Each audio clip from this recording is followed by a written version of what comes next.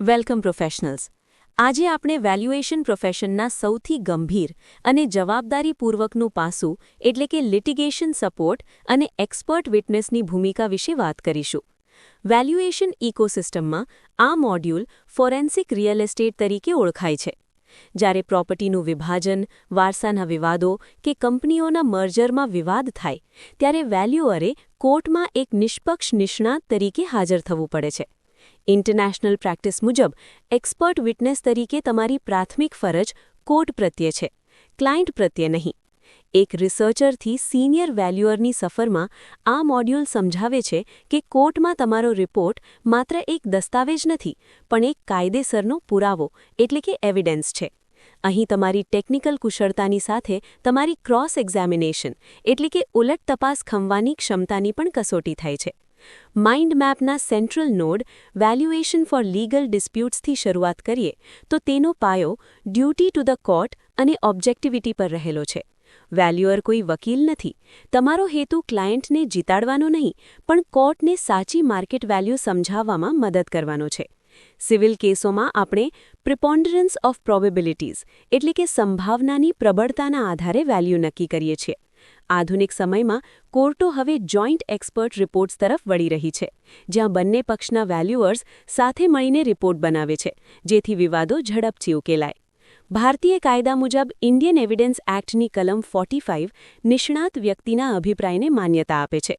જો તમારો રિપોર્ટ પૂર્વગ્રહયુક્ત અથવા બાયસ્ડ હશે તો કોર્ટ તેને સંપૂર્ણપણે ફગાવી શકે છે.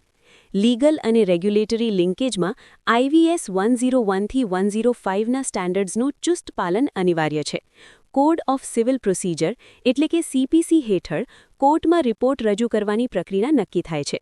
યાદ રાખજો, જો તમે રિપોર્ટમાં વપરાયેલા કમ્પેરેબલ્સના સત્તાવાર પુરાવા જેમ કે ઇન્ડેક્સ 2ની નકલ જોડ્યા નહીં હોય તો તે પુરાવો કોર્ટમાં ટકી શકશે નહીં. માર્કેટ અને ડેટા ઇન્ટેલિજન્સમાં લિટિગેશન વેલ્યુએશનનો સૌથી મહત્વનો ભાગ છે રેટ્રોસ્પેક્ટિવ વેલ્યુએશન એટલે કે ભૂતકાળની કોઈ ચોક્કસ તારીખનું વેલ્યુએશન. અહીં રિસર્ચરે ક્યારેય વર્તમાન બજારના આધારે 10 વર્ષ જૂની વેલ્યુ નક્કી કરવાની ભૂલ ન કરવી જોઈએ. સિનિયર વેલ્યુઅર હંમેશા હિસ્ટોરિકલ ડેટા ઇન્ટેગ્રિટી તપાસે છે. તે સમયે કયા આર્થિક પરિબળો હતા અને વિવાદને કારણે પ્રોપર્ટીના ભાવમાં કેટલો ઘટાડો એટલે કે સ્ટિગ્મા આવ્યો છે તેનું ઊંડું વિશ્લેષણ કરે છે. બિહેવિયરલ બાયસમાં એડવોકેસી બાયસથી બચવું અત્યંત જરૂરી છે. જાણે અજાણે ક્લાયન્ટની તરફેણ થાય તેવો રિપોર્ટ બનાવવો એ ઉલટ તપાસમાં પકડાઈ જવાનું મોટું જોખમ ઊભું કરે છે. ન્યુમેરિકલ લોજિક અહીં રીઝનેબલનેસ અને ઓડિટ ટ્રેલ પર ટકેલું છે. લિટિગેશનમાં એક ચોક્કસ આંકડાને બદલે વેલ્યુની રેન્જ આપવી વધુ તાર્કિક ગણાય છે. દરેક ગણતરી પાછળનું ગણિત પારદર્શક હોવું જોઈએ, કારણ કે વિરોધી પક્ષના વકીલ દ્વારા તેને પડકારવામાં આવશે. ઓડિટમાં તમારો રિપોર્ટ ત્યારે જ ટકશે જ્યારે દરેક ધારણા એટલે કે અઝમ્પશન માટે તમારી પાસે એમ્પિરિકલ ડેટા હશે. પ્રોફેશનલ જજમેન્ટના કિસ્સામાં વિરોધી પક્ષના રિપોર્ટમાં રહેલી ટેકનિકલ ખામીઓ શોધીને રિબટલ રિપોર્ટ એટલે કે વળતો રિપોર્ટ તૈયાર રાખવો એ જ પ્રોફેશનલી એડવાઇઝેબલ છે.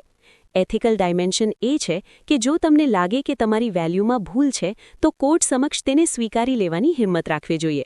મિલકતની વહેંચણીના પ્રેક્ટિકલ સિનારીઓમાં જોયું કે 2010ની વેલ્યુ માટે આજના જંત્રી રેટ પર આધાર રાખવાને બદલે તે સમયના અખબારો, રજિસ્ટર્ડ સોદા અને માર્કેટ રિપોર્ટ્સ શોધીને એવિડન્સ બેઝડ વેલ્યુ નક્કી કરવી જોઈએ. રેડ ફ્લેગ્સ પર ખાસ ધ્યાન આપો. કન્ટિન્જન્ટ ફીઝ એટલે કે કેસ જીતવા પર ફી લેવી એ સખત પ્રતિબંધિત છે. ક્લાયન્ટ સાથે અંગત સંબંધ હોવો કે પુરાવા વગરની ધારણાઓ કરવી એ તમારા રિપોર્ટની વિશ્વસનીયતા ઘટાડે છે. લિટિગેશન રિસ્ક ત્યારે વધે છે જ્યારે વેલ્યુઅર ઉલટ તપાસમાં ગભરાઈ જાય છે અને પોતાના જ રિપોર્ટના તર્કને પકડી રાખી શકતો નથી. તમારી એક્સપર્ટાઇઝ ત્યારે જ સાબિત થશે જ્યારે તમે નિષ્પક્ષ રહીને ડેટા અને કાયદાના આધારે કોર્ટને સાચો માર્ગ બતાવશો. શું તમે મારા પાસેથી કોઈ ચોક્કસ એક્સપર્ટ વિટનેસ ડિસ્ક્લોઝર ચેકલિસ્ટ બનાવડાવવા માંગો છો, જેથી તમારો આગામી કોર્ટ રિપોર્ટ તમામ કાયદેસર અને વ્યાવસાયિક માપદંડોને પાડવામાં ખરો ઉતરે?